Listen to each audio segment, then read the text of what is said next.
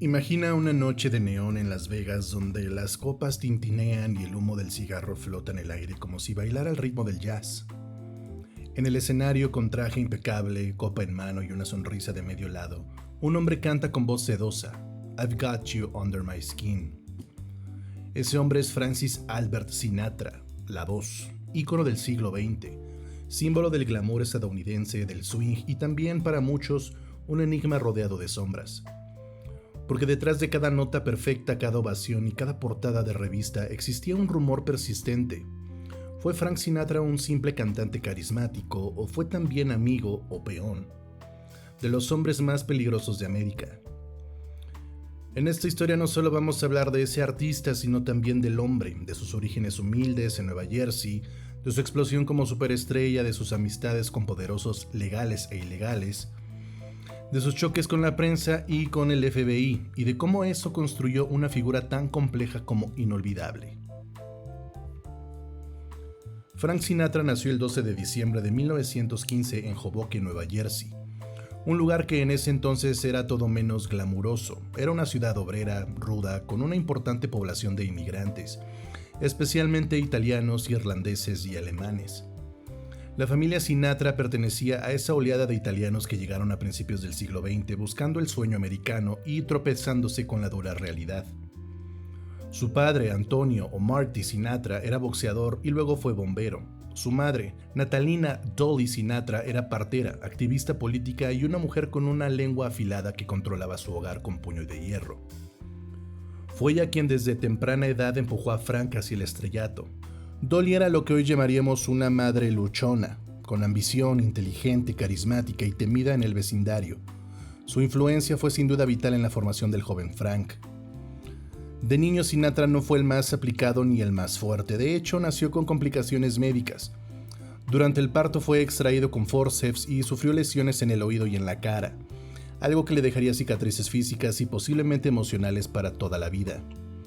Pero cuando empezó a cantar, todo cambió. Descubrió que tenía una voz, no una voz cualquiera, sino una voz capaz de derretir multitudes. Los años 30 y 40 fueron una época fascinante para los Estados Unidos, mientras el país salía de la Gran Depresión y se preparaba para la Segunda Guerra Mundial. La música se convirtió en un escape, y allí en medio de toda esa efervescencia emergió Frank Sinatra. Comenzó cantando en bares y estaciones de radio locales, pero su gran oportunidad llegó en 1939 cuando se unió a la orquesta de Harry James y poco después a la de Tommy Dorsey, una de las más famosas del país.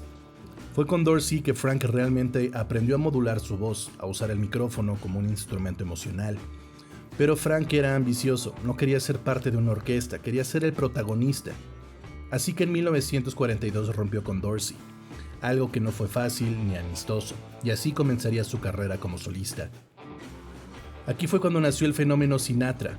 Chicas adolescentes llamadas Bobby Soxers gritaban y se desmayaban en sus conciertos.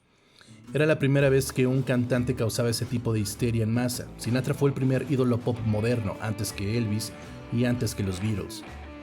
Sin embargo, mientras su estrella subía, también lo hacía la atención del público, de la prensa y de los tipos con trajes caros y apellidos italianos que controlaban los clubes nocturnos, los casinos y hasta los sindicatos de músicos. En los 40 y en los 50, los Estados Unidos vivían una tensión constante entre lo legal y lo ilegal. Las mafias italianas, la Cosa Nostra, también habían crecido desde la ley seca y ahora estaban más organizadas que nunca. La música, los clubes nocturnos, las apuestas y los espectáculos eran terreno fértil para las familias mafiosas. Y aquí es donde las aguas empiezan a ponerse turbias para Frank Sinatra. Era inevitable que Sinatra, siendo italiano, famoso y frecuente visitante de los clubes, se encontrara con la mafia. Pues tal vez sí, pero la cuestión no es si los conoció, sino cuánto los necesitó y cuánto lo protegieron. Uno de los amigos más notorios de Sinatra fue Sam Giancana, jefe de la mafia de Chicago. Se conocieron en Las Vegas, donde Frank se presentaba en el Sands Hotel, controlado por intereses mafiosos. Se decía que Frank era el niño bonito de la mafia, que ellos lo protegían, lo ayudaban a conseguir contratos y que él a cambio les abría puertas en Hollywood, en Washington y en la Casa Blanca. Porque sí, Frank también era amigo íntimo de John F. Kennedy. Lo apoyó durante su campaña presidencial en los 60, organizando eventos y usando toda su influencia para atraer votos. Aquí es donde la historia se vuelve un thriller político, ya que según varios reportes, Frank actuó como intermediario entre Giancana y Kennedy, con la esperanza de que la mafia ayudara a Kennedy a ganar votos sindicales. Fue una movida peligrosa, el FBI lo sabía, Hoover lo sabía, y cuando JFK ganó y luego lo marginó, Frank quedó colgado como un pincel. Fue traicionado por los Kennedy, fue usado y luego desechado, o simplemente subestimó el precio de la cercanía al poder. Frank Sinatra fue uno de los artistas más vigilados por el FBI durante el siglo XX. El archivo que la agencia acumuló sobre él tiene más de 1200 páginas. La razón, sus presuntas conexiones con la mafia, sus amistades con políticos, sus opiniones progresistas y su carácter impredecible. En los años 40 Sinatra ya había llamado la atención del gobierno, no solo por los rumores mafiosos, sino por su apoyo público a causas antifascistas, su defensa de los derechos civiles, lo cual era poco común para una celebridad blanca de la época, y su amistad con personas como Paul Robeson, considerado peligroso por sus simpatías comunistas. A medida que su fama crecía, también lo hacía el cerco mediático, y Sinatra, con su temperamento volátil, no siempre manejaba bien la presión. Los periodistas que lo provocaban podían terminar con un ojo morado, literalmente. Hay casos documentados en los que Sinatra golpeó a reporteros, camareros, fotógrafos e incluso a algunos de sus propios músicos. Era encantador, sí, pero también bastante explosivo. Sin embargo, lo que realmente alimentó el fuego fueron sus apariciones junto a Lucky Luciano, Sam Giancana, Carlo Gambino y otros jefes de la familia criminal.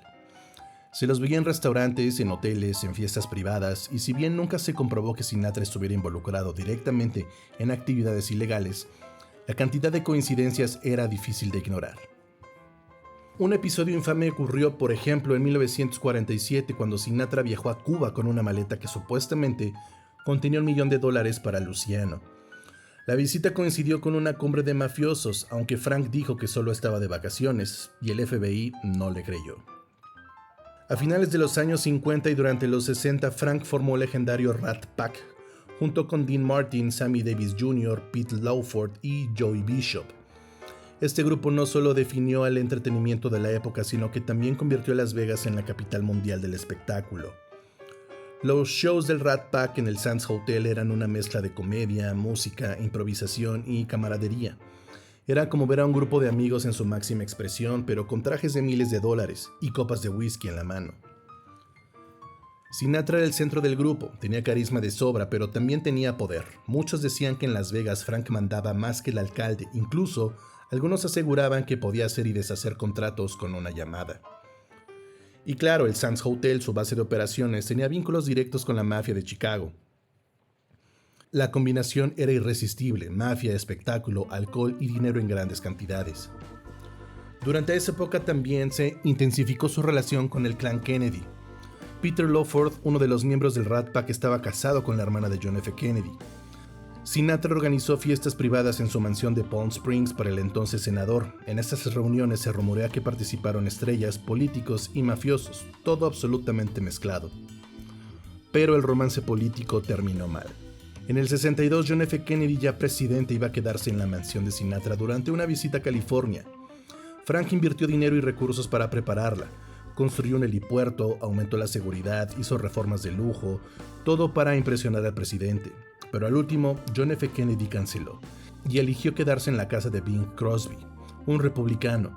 ¿Por qué? Porque su hermano, el fiscal general Robert Kennedy, consideraba que las relaciones de Sinatra con la mafia eran demasiado peligrosas. La conexión Giancana-Kennedy a través de Sinatra había levantado demasiadas sospechas. Fue un golpe durísimo para Frank, se sintió traicionado, humillado, rompió con Lawford, a quien culpó del cambio de planes, y empezó a alejarse del mundo político. Este episodio marcó el principio de una nueva etapa, una más sombría, introspectiva y con menos indulgencia pública. Los años 70 no fueron fáciles para Sinatra, aunque todavía era una leyenda. El mundo había cambiado, el rock dominaba las listas, la contracultura no simpatizaba con íconos del pasado y los escándalos lo seguían. Se retiró brevemente en 1971, pero no pudo quedarse fuera por mucho tiempo.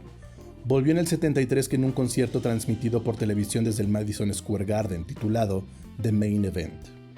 Fue un regreso glorioso, la audiencia lo ovacionó de pie, la voz todavía tenía esa magia. Durante los siguientes años Sinatra fue más selectivo, cantaba menos, pero con más dignidad.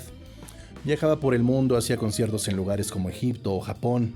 Era más un embajador cultural que una estrella de pop. Y si bien sus vínculos con el crimen organizado ya no eran tan visibles, seguía siendo vigilado. El FBI mantuvo sus archivos abiertos hasta 1980. Frank Sinatra murió el 14 de mayo de 1998 a los 82 años por un infarto en Los Ángeles. En sus últimas palabras, según reportes, dijo "I'm losing" o "estoy perdiendo".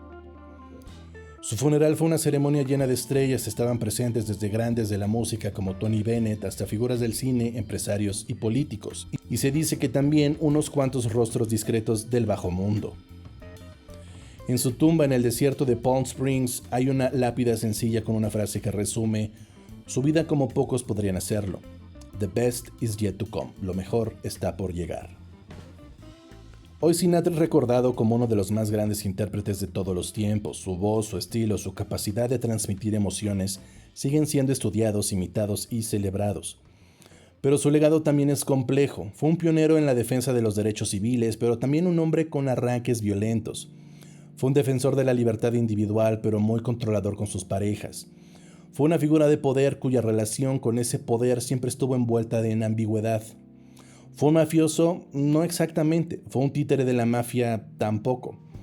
Fue probablemente un hombre que entendía el poder de los favores, que sabía que en Estados Unidos a veces todo se mueve si tienes la voz y los amigos correctos.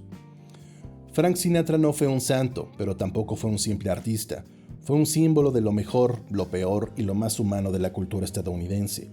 Y mientras suene My Way en algún rincón del mundo, esa mezcla de grandeza y sombra seguirá viva.